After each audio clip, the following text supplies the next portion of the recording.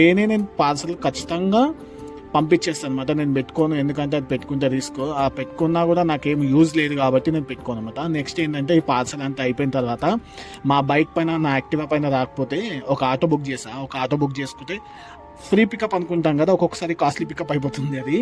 ఇక్కడ నుంచి కస్టమర్ ఇంటి నుంచి నేను మా ఆఫీస్కి తీసుకెళ్లే వరకు 450 రూపీస్ ఓన్లీ ఆటో ఛార్జ్ అయింది.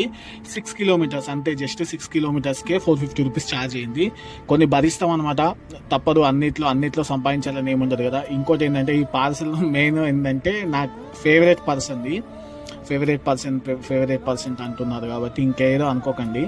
నాకు ఇష్టమైన నేను అక్క అని పిలుస్తాను అనమాట, వాళ్ళు కూడా నన్ను తమ్ముడు అని పిలుస్తారు కాబట్టి అలా ఏదో అటాచ్మెంట్ ద్వారా పంపిస్తున్నాను. ఇది మొత్తం ప్యాకింగ్ అనమాట. నా ఆఫీస్కి తీసుకొచ్చినాక కూడా నేనే దగ్గరుండి మరి మొత్తం అంతా సెట్ చేసి ప్యాకింగ్ చేసేసి పెట్టుకున్నది. మీకు కూడా ఇంటర్నేషనల్